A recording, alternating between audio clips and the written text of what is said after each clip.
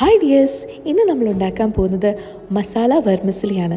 കുട്ടികൾക്കും മുതിർന്നവർക്കും ഒരുപോലെ ഇഷ്ടപ്പെടുന്ന ഒരു വിഭവമാണ് കേട്ടോ ഇത്.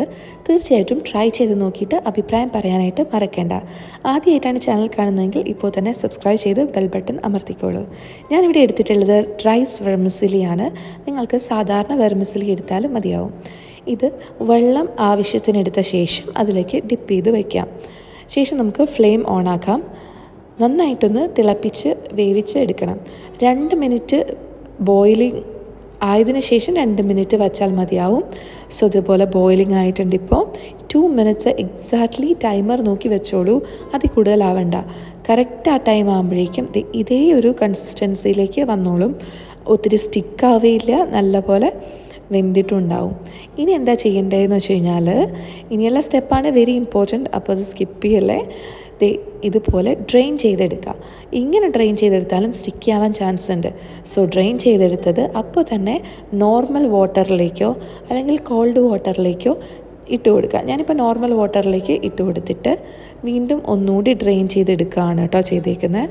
അപ്പം ഇത് ഇപ്പോഴും ചൂടുണ്ട്, ബട്ട് സ്റ്റിൽ അതിൻ്റെ ആ സ്റ്റിക്കിനെസ് ഒക്കെ നന്നായിട്ട് പോയിട്ട് ഇതേപോലെ ഒന്നും ഇങ്ങനെ തൊട്ട് ഒട്ടാതെ ഇരിക്കും കേട്ടോ. ഇങ്ങനെ ഇരുന്നാൽ ആ കുട്ടികൾക്കൊക്കെ നല്ല ഇഷ്ടമാവുള്ളൂ. എനിക്കും അതാണ് ഫേവറേറ്റ്. ഇനി നമുക്ക് റെസിപ്പിയിലേക്ക് കിടക്കാം. ആദ്യം 1 ടേബിൾ സ്പൂൺ നെയ്യ് ഒഴിച്ച് കൊടുക്കുക. പശുവിൻ്റെ നെയ്യാണ് ഉപയോഗിച്ചിട്ടുള്ളത്. ജിഞ്ചർ ഗാർലിക് പേസ്റ്റ് ഒരല്പം മാത്രം ചേർക്കുക. ഇതൊരു നോൺ വെജ് വിഭവം അല്ലാത്തതുകൊണ്ട് കുറച്ചെടുത്താൽ മതിയാവും. ഇതിൽ ക്യാരറ്റ്, സവാള, ഗ്രീൻ പീസ്, പച്ചമുളക് ഇത്രയും ഞാൻ കട്ട് ചെയ്ത് വെച്ചിട്ടുണ്ട്.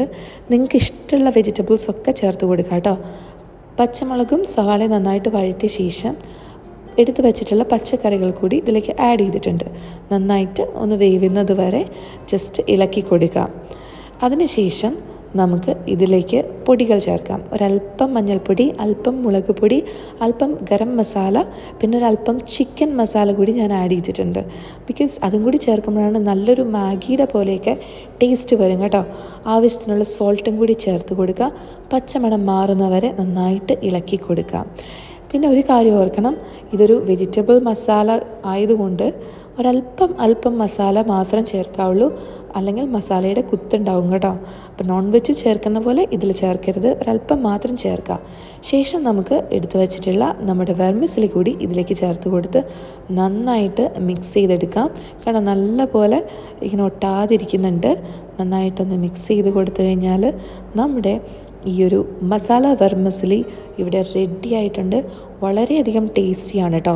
ഇത് വെച്ചിട്ട് ഉപ്പുമാവും അതുപോലെ തന്നെ നമ്മൾ പായസമൊക്കെ ഉണ്ടാക്കുമെങ്കിലും ഈ ഒരു സംഭവം ചായയുടെ കൂടെയൊക്കെ കഴിക്കാനായിട്ട് നല്ല ടേസ്റ്റാണ്.